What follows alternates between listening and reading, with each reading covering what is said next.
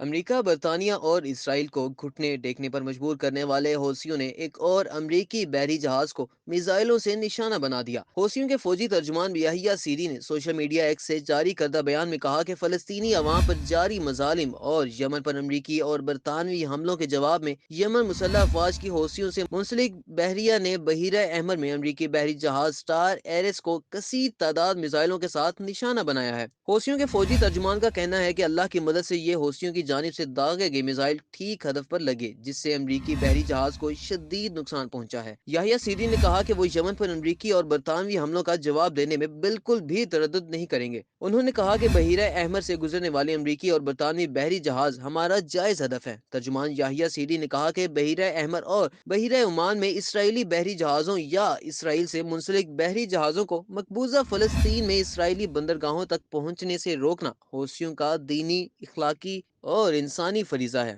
جب تک غزہ کی پٹی پر اسرائیلی حملے بند نہیں ہو جاتے اور علاقے سے محاصرہ اٹھ نہیں جاتا، اس وقت تک یہ حکمت عملی جاری رہے گی۔ حوثیوں نے کچھ دن پہلے بھی بحیرہ احمر میں 2 بحری جہازوں پر حملہ کر کے انہیں تباہ کر دیا تھا۔ حوثیوں کے ترجمان کے مطابق فلسطینی عوام پر اسرائیلی جارحیت اور امریکہ اور برطانیہ کے حملوں کے جواب میں بحیرہ احمر میں 2 فوجی آپریشن کیے گئے۔ حوثی ترجمان کے مطابق ایک آپریشن میں امریکی اور دوسرے آپریشن میں برطانوی جہاز کو نشانہ بنایا گیا۔ حوثی ترجمان کے مطابق ان کے جہازوں کو میزائلوں سے نشانہ بنایا گیا، جن میں امریکی اور برطانوی بحری جہازوں کو شدید نقصان پہنچا۔ حوثی فورسز نے امریکی اور برطانوی اہداف کے خلاف مزید فوجی کارروائیاں جاری رکھنے کا اعلان کر دیا۔ یمنی حوثیوں کی طاقت پر نظر ڈالیں تو حوثی جنگجوؤں کے بعد سب سے طاقتور افواج میں سے ایک فوج ہے جس کی موجودگی سے دنیا اکثر چونک جاتی ہے۔ وہ ہر اس بین الاقوامی بحری جہاز پر میزائل داغ دیتے ہیں جس کا انہیں امریکہ، برطانیہ، اسرائیل سے تعلق نظر آتا ہے۔ حوثیوں نے عالمی تجارت پر اپنے اثرات چھوڑے ہیں۔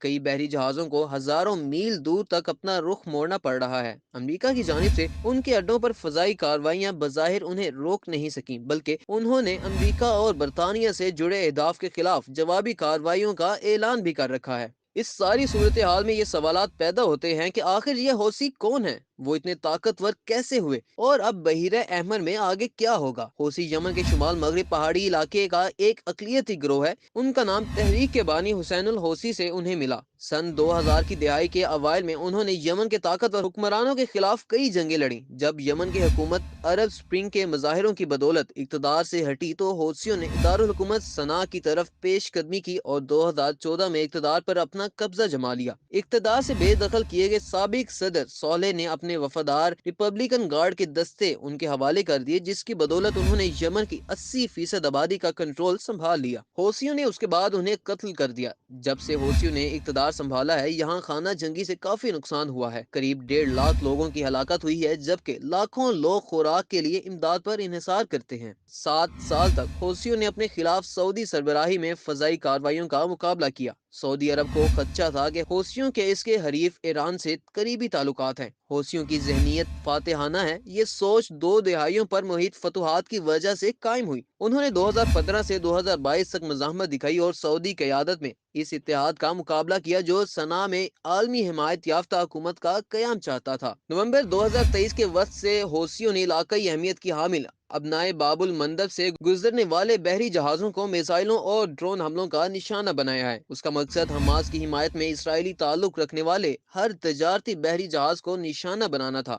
انہوں نے اس عزم کا اظہار کیا کہ جب تک اسرائیل غزہ میں جنگ بند نہیں کرے گا، یہ حملے جاری رہیں گے۔ جب یمن کے بحیرہ احمر کے ساحل کے قریب ان جہازوں کے ساتھ امریکی اور برطانوی جنگی جہاز بھی آنے لگے تو حوثیوں نے اپنے حملوں کا رخ ان کی طرف موڑ دیا۔ جب سے حوثیوں نے بحری جہازوں پر حملے شروع کیے ہیں، امریکہ اور برطانیہ نے ان کے اڈوں پر فضائی بمباری کی ہے۔ صنعاء میں حکومتی ہدایت پر بڑے پیمانے پر مغرب مخالف مظاہرے ہوئے ہیں۔ یہاں اہم سوال یہ بھی ہے کہ حوثیوں کو ان کے ملک میں کتنا پسند کیا جاتا ہے۔ حوثیوں نے شمالی یمن میں امریکہ، برطانیہ اور سعودی اتحاد کی غیر ملکی فورسز کی مخالفت کی ہے، جبکہ اس نے غزہ کی حمایت میں اسرائیل کے خلاف کارروائیاں کی ہیں۔ اس سے انہیں مقبولیت حاصل ہوئی ہے۔ اس کی بڑی تعداد ایران کی طرف سے چھوٹی کشتیوں یا عمان کی سرحد سے صحرا کے راستے آتی ہے۔ تجزیہ کاروں کا خیال ہے کہ موجودہ صورتحال میں بہت کم امکان ہے کہ حوثی ہار مانیں گے۔ اگر غزہ میں جنگ بندی ہوتی ہے تو وہ اعلان فتح کر سکتے ہیں۔ वो दावा करेंगे कि उन्होंने अहदाफ हासिल कर लिए। अगर ईरान को लगा कि हौसियों की कार्रवाइयां ईरान को खतरे में डाल रही हैं, तो उसका असर और रसूख हौसियों को रोकने के लिए काफी होगा। अभी के लिए जनूबी बहरे अहमर की लड़ाई में किसी की जीत नहीं हुई। हौसी फौजी दबाव के बावजूद अपने हमले नहीं रोक रहे। उनके एक एक करके मिसाइलों के अड्डों को अमरीकी फजाई बमबारी में तबाह किया जा रहा है। वाज़ेह रहे कि उनके पास बड़ी मिकदार में असलहा मौजूद है और उससे इंदिया मिलता है कि जमीन से फजा में मार करने वाले मुकामात की तैयारी कर रहे हैं ताकि मगरबी जंगी जहाज गिरा सके।